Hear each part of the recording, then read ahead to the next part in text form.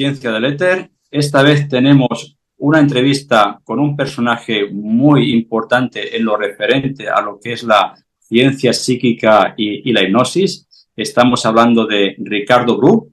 Hola Ricardo, ¿cómo estás? Hola, pues bien, encantado de estar contigo a través de este medio. Es una forma de comunicarnos con una diferencia horaria importante, pero ahí estamos, con mucho gusto. Muy bien, Ricardo. El tema de hoy, lógicamente, pues va a ir sobre la energía psíquica, pero para la gente que no te conoce mucho, por ejemplo, aquí en la parte de América, ¿cómo te presentarías tú? ¿Como hipnólogo, como psíquico, como parapsicólogo? ¿Cuál sería tu mejor presentación? Hombre, yo creo que yo pienso que aquí, sobre todo en América, hablar de que soy un hipnotizador, que además es parapsicólogo, es mejor, dado que el trabajo fundamental que he hecho en América, antes te comentaba, en diferentes países, precisamente en México también, ha sido un poco a nivel teatral, pero un teatro de autoayuda, una cosa que inventamos con Showtime aquí hace en el 2007, que la gente venía, fíjate, qué aspecto tan bonito del teatro, a tratarse un poco y generar autoayuda, ¿no? La sesión teatral era una especie de gran coach, ¿no? Y la verdad es que fue muy bonito y un entretenimiento muy sano, ¿eh? Muy sano en este aspecto. Por lo tanto, un hipnotizador que es parapsicólogo me parece bien, me parece correcto. Muy bien. Entonces, vamos a iniciar. Entonces, para empezar, vamos a describir qué sería lo que es la energía psíquica. Yo antes, por ejemplo, de hacer esta entrevista, hice una charla contigo aparte en privado y te comenté que según las investigaciones que yo había hecho, sobre todo de la parte de Rusia, habían hecho un experimento para demostrar que la energía psíquica no tiene nada que ver con el electromagnetismo, sino que es de otra naturaleza, ya que traspasa estas barreras que, por ejemplo, puede traspasar una onda de radio o otros tipos de ondas como el microondas, que aunque estés en un sitio totalmente blindado, la fuerza psíquica, la intención, lo que tú quieres transmitir, se transmite igual prácticamente de una forma automática, independientemente del lugar del mundo donde estés. Que puedes... Pues estoy totalmente de acuerdo en que la energía psíquica, y además lo sabemos por una de las fuentes fundamentales que es la telepatía, ¿eh? La telepatía nos demuestra que nada tiene que ver con el electromagnetismo o no tiene que ver con una relación directa. A veces el electromagnetismo se utiliza para predisponer a la otra energía. Desde hay una energía que es un poco el caldo de cultivo, que es sobresalga la energía que estamos buscando, que es la psíquica. Ejemplos. A veces yo he tenido una serie de máquinas de vibración electromagnético, no tenía nada que ver con la energía psíquica, para nada, sino que potenciaba que el sujeto de alguna manera se concentrara más y por lo tanto el resultado fuera mejor. Por lo tanto, electromagnetismo como ayuda para la otra energía, pero no tiene nada que ver una con la otra. Eso sí, la telepatía nos demuestra experimentos de Edgar Mitchell, el astronauta, en sus viajes a una distancia de la Tierra, pues ha tenido suficientes pruebas que se pueden demostrar que ha habido comunicación telepática. También se ha hecho telepatía desde cápsulas de Faraday, se ha hecho telepatía desde, por ejemplo, el interior en un lugar, en una cueva muy profunda, donde la posibilidad de que saliera algún tipo de onda electromagnética era imposible. Pues todo eso se ha logrado. Por lo tanto, la telepatía burla las barreras oficiales y oficiosas que podríamos llamar científicas tradicionales, y nos abre un nuevo camino, un camino extraordinariamente nuevo. Pero también pasa que cuando uno está como estresado, de mal humor, a veces esta influencia psíquica que tiene uno puede hasta estropear algunos dispositivos electrónicos que son un poco sensibles, como un ordenador, o a veces peta una bombilla, como que esta energía psíquica a veces interacciona con la energía eléctrica o con estos aparatos y parece como que los aparatos se bloquean y no funcionan correctamente. Como que la que domina es la psíquica y la otra está como en segundo plano.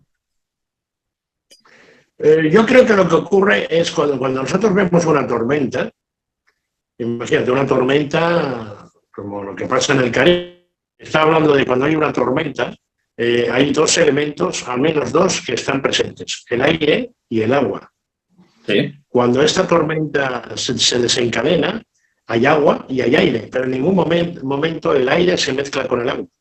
No se mezcla, simplemente interactúa, pero después el aire sale del agua en forma de burbujas y vuelve a su estado. Por lo tanto, la energía electromagnética y la energía psíquica son exactamente igual, aire y agua. Pero ¿qué ocurre? Que cuando tienes una tormenta, aire más agua, puedes fundir una bombilla porque has creado magnetismo, ya no electromagnetismo, magnetismo, o simplemente un cortocircuito de alguna forma. Esto ya tiene que ver con humedad, tiene que ver con el elemento agua, es muy presente cuando hay estas cosas, y por lo tanto yo no le veo el problema a que haya un criterio distinto. El aire y el agua nunca se mezclan, aunque pueda el agua contener aire, no para que se mezcle el aire con el agua, que es bajo cero, es decir, en forma de hielo, pero esa ya no es la forma natural del agua. En este caso es un bloque y todo está congelado en este momento de esa temperatura, por lo tanto, en condiciones normales de temperatura, la fuerza psíquica puede envolver a la electromagnética, puede acompañarla, una puede justificar a la otra, una se puede potenciar con la otra, e incluso a veces una abre una puerta para que entre la otra, pero nunca se mezclan, no son de la misma naturaleza. Muy bien, perfecto. Entonces, son como complementarias si se usan correctamente o con una intención. Sí, pues, la ciencia ha buscado durante muchos años interactuar electromagnéticamente para potenciar el psiquismo.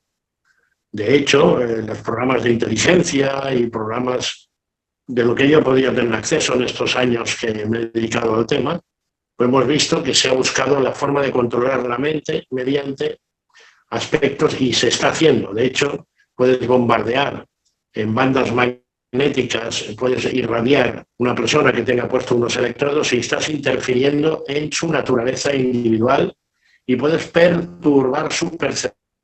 En el momento que perturbas la percepción, estás modificando su energía psíquica también. Por eso estamos hablando de que es casi contra voluntad y es una situación forzada, eso no es elemento natural. En este caso, cuando se utilizan los mecanismos de defensa, hay una cosa que es el MK, es decir, cuando hay una explosión nuclear, ¿Sí? Imaginémonos una bomba nuclear de decenas de megatones, 20 veces la que fue Hiroshima, son las que tienen ahora las grandes potencias.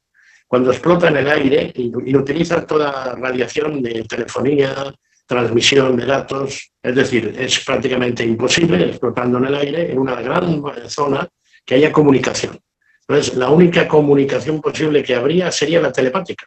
Es decir, psíquicos entrenados hacían esto, y yo te digo hacían esto porque fue un programa de las Fuerzas Aéreas del vecino del norte que tenéis en México, que lo sé por Marcelo Trucci, que en un congreso de parapsicología pudimos debatir y me lo estuvo explicando. Es decir, telépatas entrenados en caso de fenómeno MK, es decir, fenómeno de gran radiación electromagnética por una bomba nuclear. Solo la telepatía en ese caso podría enviar señales codificables al otro sujeto, porque no había forma de comunicarse con él. Bien, sería la única forma de comunicarse de una forma directa si lo que es las instalaciones de comunicación convencionales fallaran. Fallará seguro, o sea, una bomba de 20 megatones encima de una área concreta no deja posibilidad de comunicación. Entonces, la respuesta, si se tiene que dar de forma inmediata, tiene que ser sujetos entrenados ya en otro nivel. En viajes espaciales, ahora que se habla de viaje a Marte, otros tipos de cosas, también las transmisiones a 80 millones de kilómetros de la Tierra, será imposible lo que es la respuesta inmediata. Por lo tanto, se necesita otro tipo de comunicación. Estamos entrando, por lo tanto, en una parapsicología práctica, en una capacidad de elección mediante algún tipo de intuición clarividente, cómo anticiparse, y tanto en tierra como a la nave espacial necesitan psíquicos entrenados para ello. Entonces, ¿se sabe que ha habido experimentos psíquicos fuera de la Tierra, o sea, en una estación espacial, que si ese ambiente fuera de la Tierra favorece esta comunicación entre mentes, o hay algo que influye más que otro? Se ha hecho mucho desde la nave soviética, la Soyuz, la antigua Soyuz, que ya acabó. Se hicieron muchos experimentos telepáticos y también de transmisión y de anticipación. Los americanos no han tenido estación espacial propia, sino que ha sido la Estación Espacial Internacional. Ha habido, sí, viajes espaciales a nivel de muchos paseos espaciales y han hecho experimentos. Hay astronautas que han estado experimentando en lo psíquico, pero no como los rusos, que son los que más han implementado todo esto en la Soyuz, cuando estaba la Soyuz activa. Ahora ya no lo está. Entonces, de aquí vamos a lo que enlazaría. ¿Cuál sería el ambiente más propicio para estimular esta energía psíquica si uno quiere hacer como un trabajo, ya sea de telepatía, de visualización o de atraer alguna cosa que tengas en la mente que quieres que, no sé, quiero que se me abran las puertas en algo que tengo encallado concreto y quiero hacer un ejercicio para que se desencalle, por ejemplo? El ambiente, ¿hay algún lugar geográfico concreto, alguna hora? Bueno, ¿me sigues? Sí, sí, perfecto, te escucho muy bien. Tú me hablabas de un lugar geográfico, ¿verdad? Sí, El lugar geográfico, por ejemplo, yo que voy mucho a Egipto, pues desde la Gran Pirámide de Keops, imaginemos, ¿no? La Gran Pirámide de Keops. Yo te diría que estaba haciendo experimentos allí y te aseguro que es uno de los lugares más importantes de la Tierra. Desde allí podría ser una plataforma única en el mundo para transmisión y recepción. Hay lugares mágicos y enclaves, diferentes templos, diferentes lugares que ya no solamente son construidos por el hombre, sino que por sí tienen una energía especial que propicia la otra energía, no porque la alimente, sino porque la propicia, le da la plenitud. Pero si nos fijamos en la pirámide de Keops, es un lugar donde es prácticamente una cueva hecha por el hombre, de granito rojo, lo que es la cámara del rey, cuadrada, con medidas regulares. Por lo tanto, para poder hacer una buena transmisión necesitamos que las medidas no sean irregulares, que sean lugares muy poco ornamentados, con una luz tenue y con materiales como el granito y el basalto, que son elementos que propician mucho la transmisión psíquica. Nada de metales y nada de elementos como puede ser agua o humedad. Ni agua ni humedad. En Egipto es desértico, la zona de las pirámides, por lo tanto no hay humedad, está seco y es piedra. Piedra lisa, pulida. Esto es lo mejor que hay para una buena transmisión. Al menos lo que yo os podéis experimentar. Bien. En las pirámides de México, por ejemplo, Chichén Itzá estaría encima de un cenote que habría agua debajo de la pirámide. Y entonces, las de México sí, es cierto. Pero no las hay la creencia, sobre todo hay varias fuentes que dicen que también habría lo mismo debajo de las pirámides de Egipto. Pero ¿hay alguna que se sepa esto? No, seguro que no. Yo he estado, llevo muchos años yendo. Es terreno de piedra dura y ahí no hay agua. No había agua porque era la zona desértica y allí cuando empezó a haber algo de agua en esa zona fue para hacer precisamente la construcción de la pirámide. La trajeron desde el Nilo, ¿no? Pero no hay agua debajo. Tampoco lo necesita la Gran Pirámide, porque la Gran Pirámide es un monumento de forma piramidal que necesita, sobre todo, se ha ido construyendo a base de hileras y está hecho para que de alguna manera a través de los carros bloque se vayan sobreponiendo las piedras, ¿no? Piedras de 2 toneladas, de 20 toneladas, piedras enormes. No hay nada de humedad en el interior y no hay agua. No, eso en México sí es un país con otro tipo de naturaleza. Hay selva, hay vegetación, hay vida.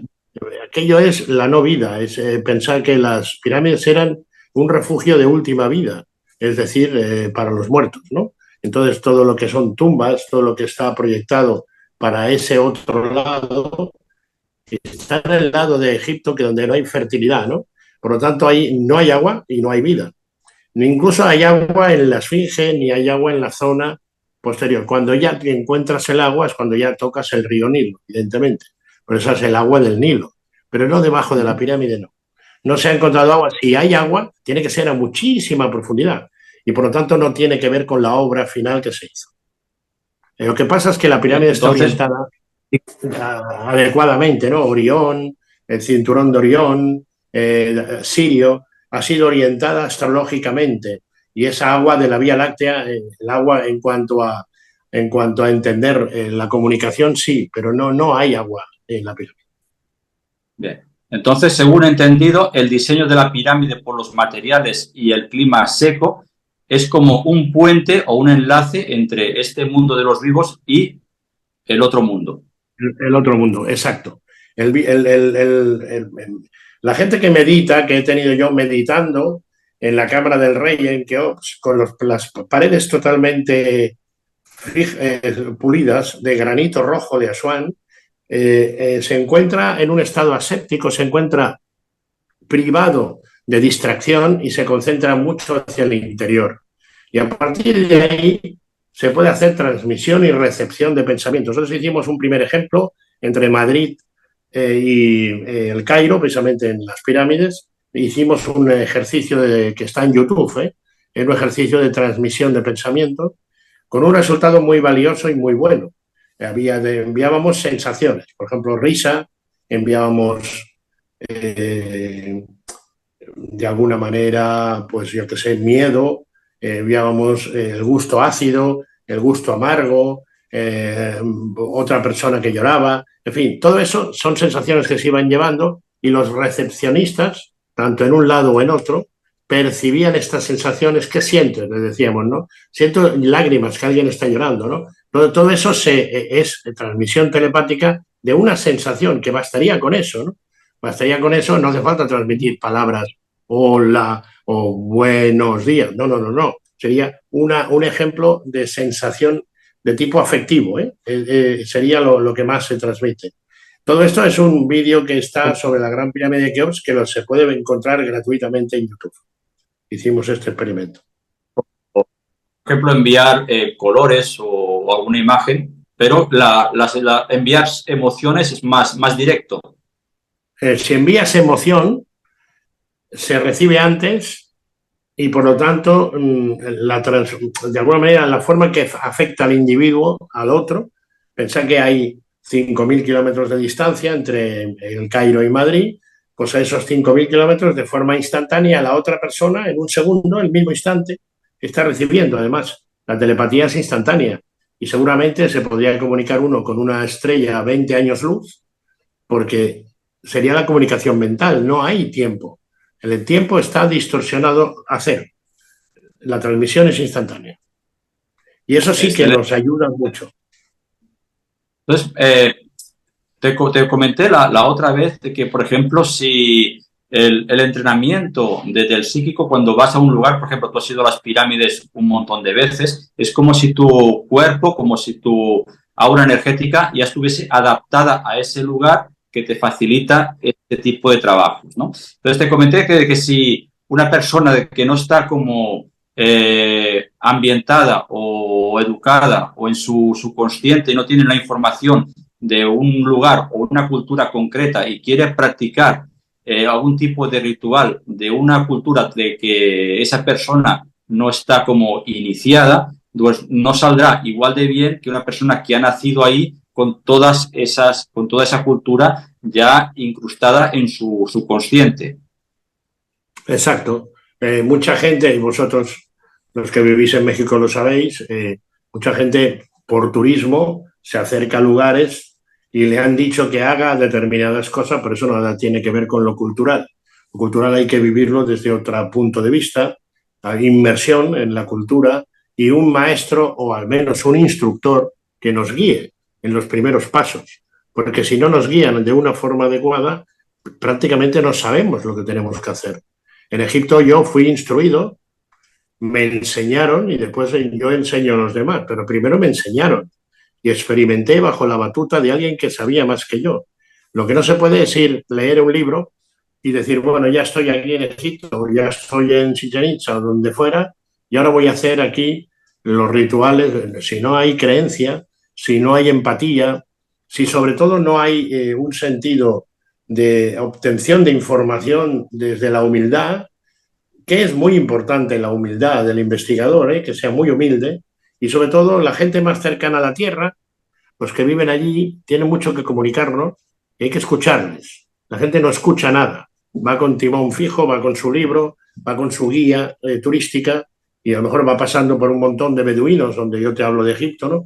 Y quizá alguno de ellos le podría dar claves esenciales para su investigación, pero no les hacen ni caso, ¿no? Entonces todo eso hay que trabajarlo mucho.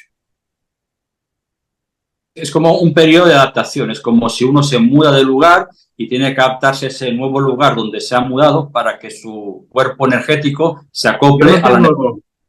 Yo no tengo dudas de que si yo tuviera que hacer un trabajo de experimentación en las pirámides del Sol y de la Luna, buscaría primero al instructor, le pediría información.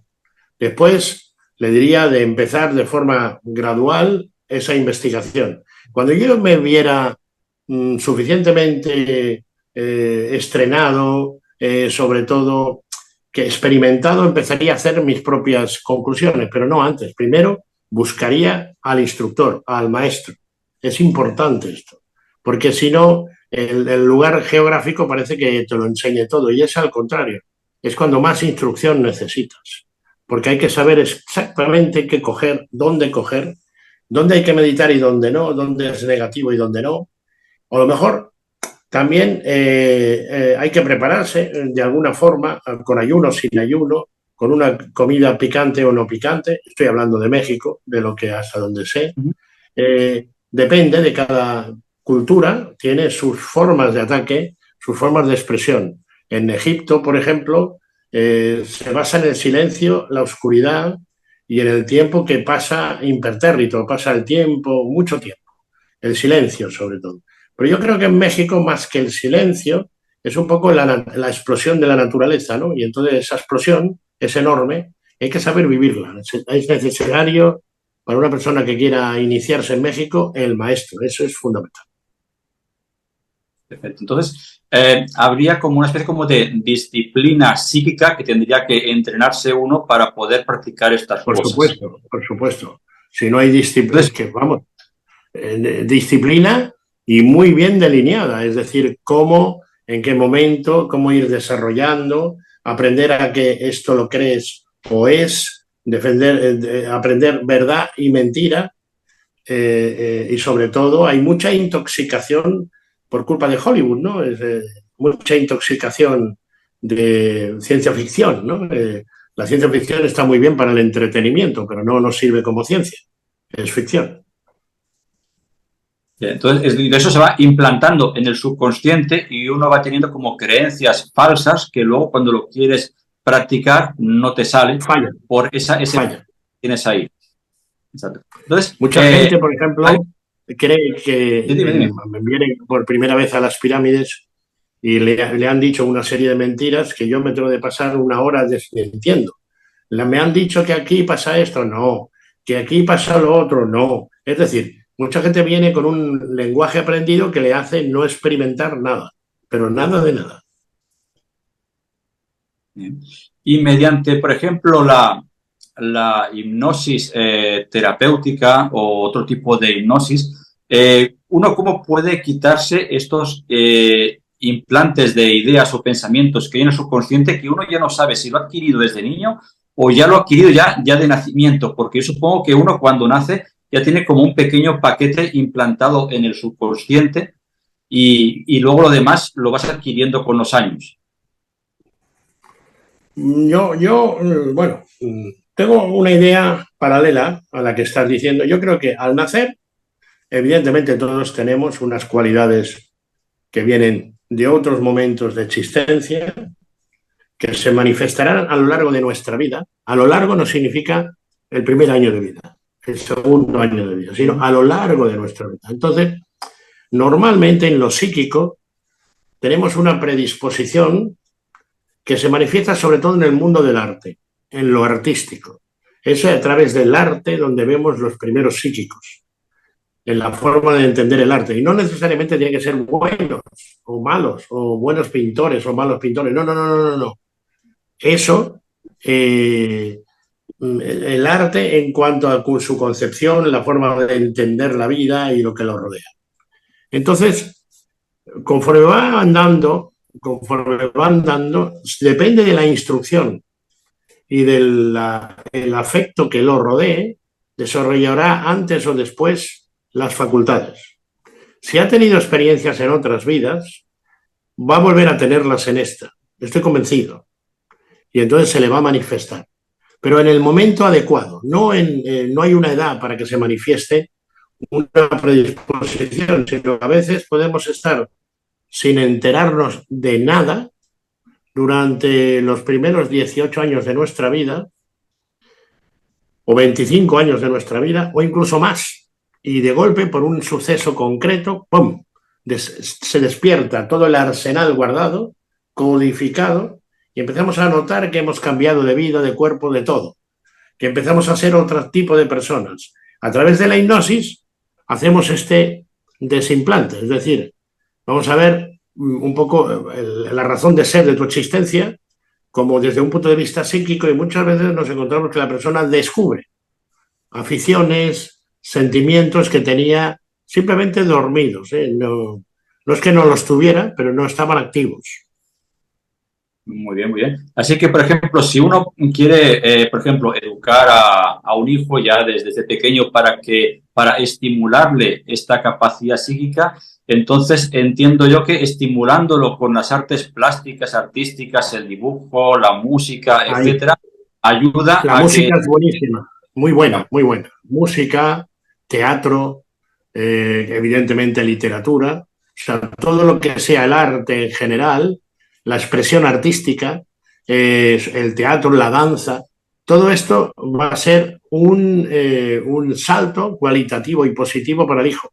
Todo lo que sea biblioteca, encerrarse, falta de movimiento, falta de sol, de luz, de contacto, los niños necesitan mucho contacto. Entonces, el niño no le estamos potenciando, más bien le estamos canalizando solo hacia un área, a lo mejor se convierte en un especialista de un tema y llega a ser un gran matemático, pero nada más, no hará nada más, solo matemáticas, o solamente a ingeniería o lo que sea, pero siempre desde una óptica restringida. Por eso el mejor consejo mío, eduque a su hijo con mucho cariño, con mucho amor, con mucha empatía y también con mucha actividad artística que le rodee, porque así generará en él un superhombre. Y si tenemos la suficiente paciencia, la persona generará gran cantidad de amor hacia los demás y esto es el mejor antídoto de casi todo, casi todo. Muy bien. Y ya una persona adulta que no ha tenido este tipo de infancia tan artística, pero que quiere evolucionar y no, yo quiero pues hacer este tipo de cambio en mí, ¿habría algún tipo como de Puede. disciplina Se que puede, pueda se hacer puede. para potenciarlo? Pues yo, por ejemplo, tengo personas, fíjate, de 60 años, de verdad, 60 años, que a través de han venido conmigo un viaje a Egipto, pero podía haber sido a otro sitio, pero es igual. Han venido un viaje a Egipto, allí han tenido contacto con los psíquicos que me acompañaban, conmigo mismo, y esta persona que en la vida había hecho nada, nada de nada del tema psíquico, sino que había sido una persona práctica, un vendedor, un comercial, de golpe hace un cambio radical en su vida, se dedica a esto, cree en esto y empieza a desarrollar el tema. ¿Por qué? porque yo me he convertido en una barrera que he levantado en su camino y a través de la hipnosis muchas veces o otras veces mediante oráculos, cartas, otro tipo de situaciones, la persona recibe el impacto y empieza a hacer el cambio de vida. ¿Cuándo hay que hacer ese cambio de vida? No hay límite. Antes de que acabes esta vida. Antes de que acabes esta vida. Y a veces hay gente que tiene la vida muy larga, otras corta, pero a lo mejor los cambios ya los ha hecho antes de irse, o si no los ha hecho, tendrá que volver a venir para hacerlos después. Excelente.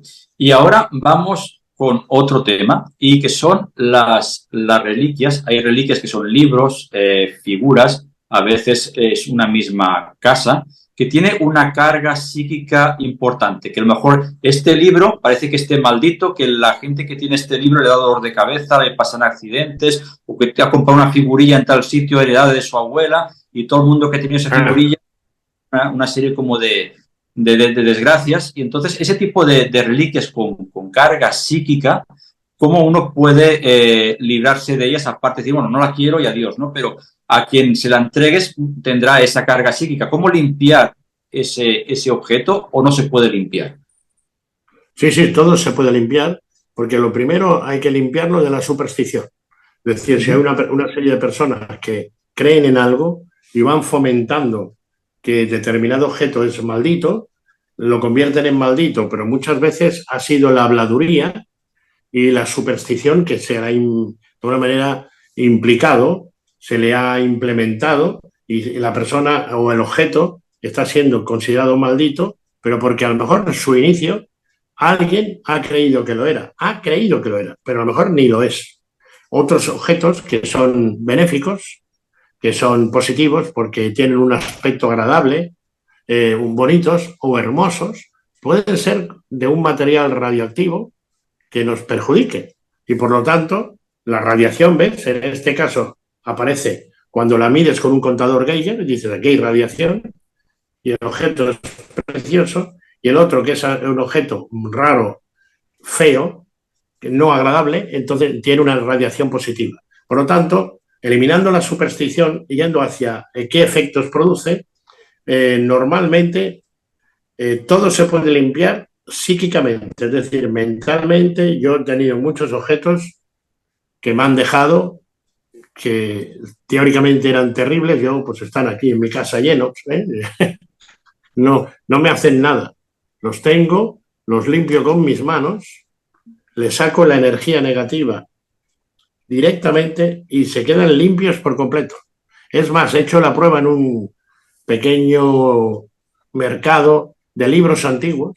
Yo voy, si compro un par de libros con alguna persona, la gente, hay muchos que dicen que no los pueden ni tocar porque les pica.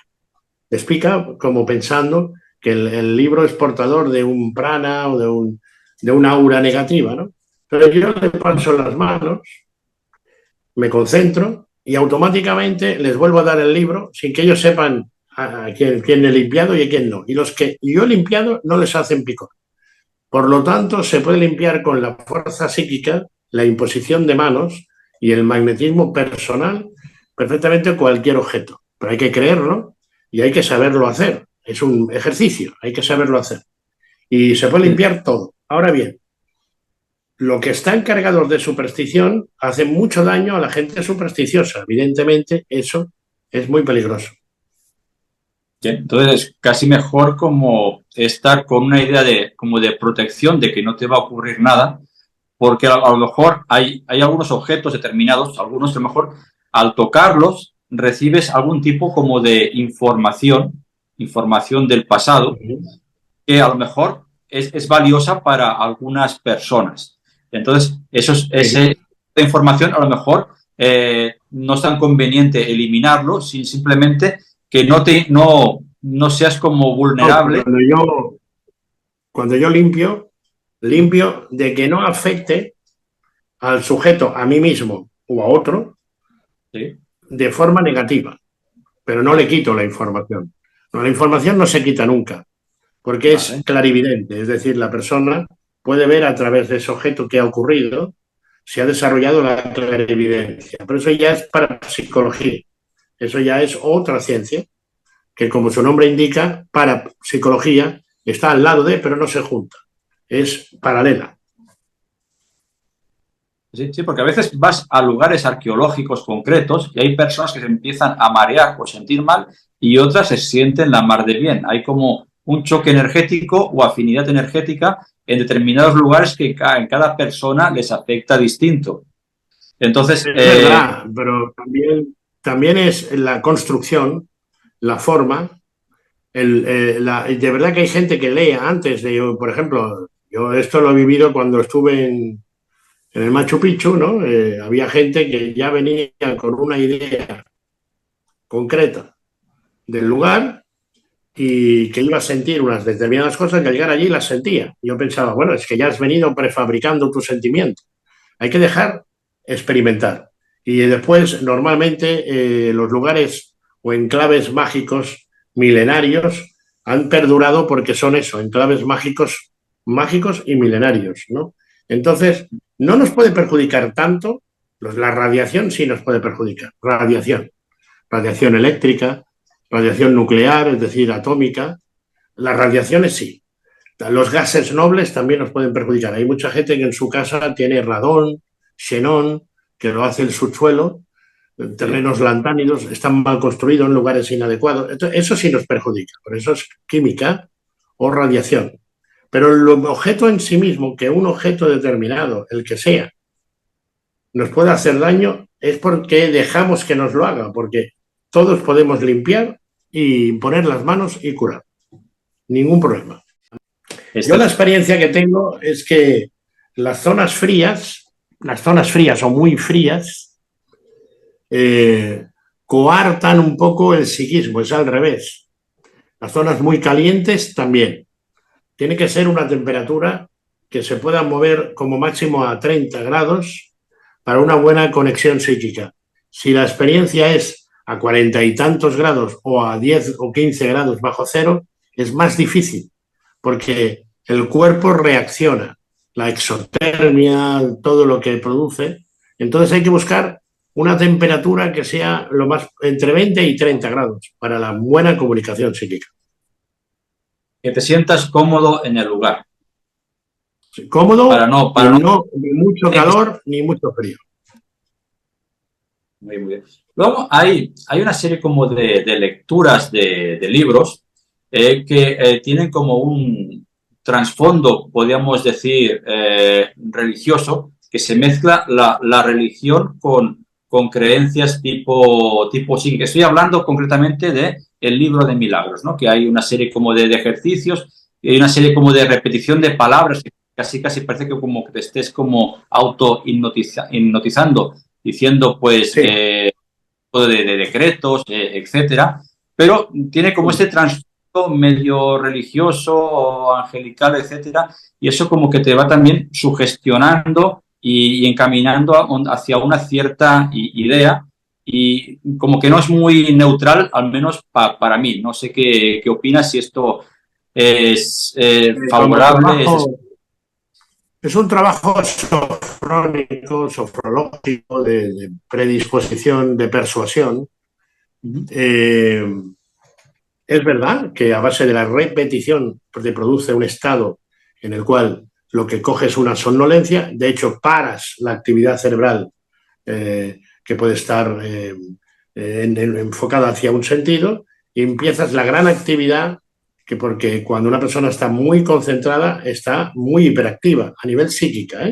Se hacen por ondas cerebrales, se ha visto que una persona en meditación emite ondas cerebrales de tranquilidad, de sosiego, hasta el momento que empieza la transmisión psíquica, que en ese momento viene la gran alteración.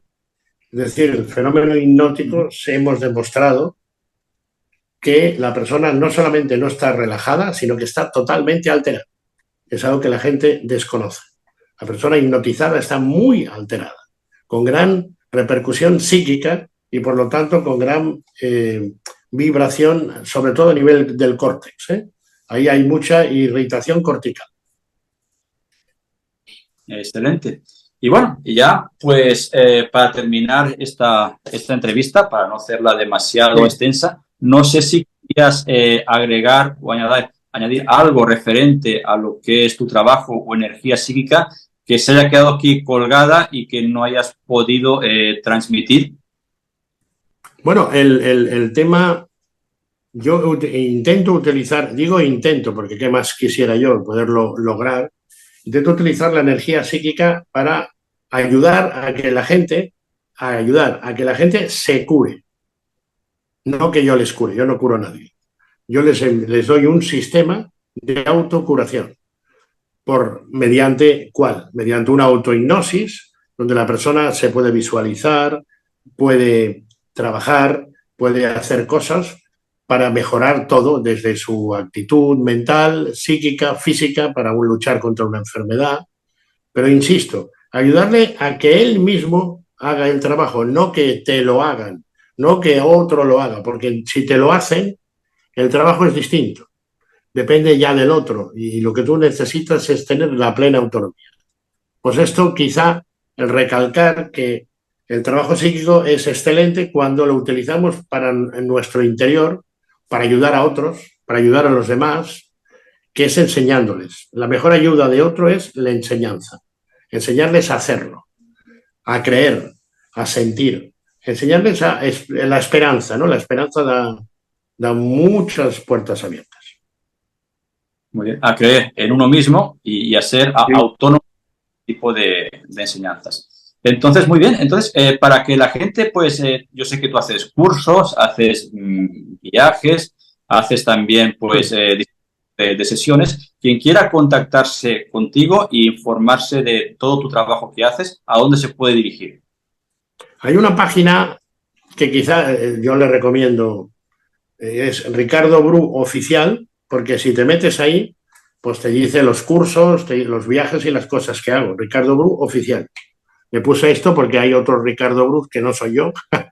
Entonces digo, vamos a poner la oficial, o al menos que él sepa que esa es la mía, ¿eh?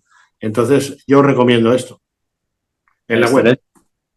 Muy bien. Pues nada, pues eso es todo. Muchas gracias por entrar en... Aquí, hombre, ha sido un placer estar este rato de plática y nada, nos veremos en algún momento. A través de las ondas ya es vernos, ya se entiende, ¿eh? Muy bien, Ricardo. Muchas gracias y abrazos. Y nos Un fuerte vemos abrazo. en lo de la ciencia del éter. Hasta pronto. Hasta pronto.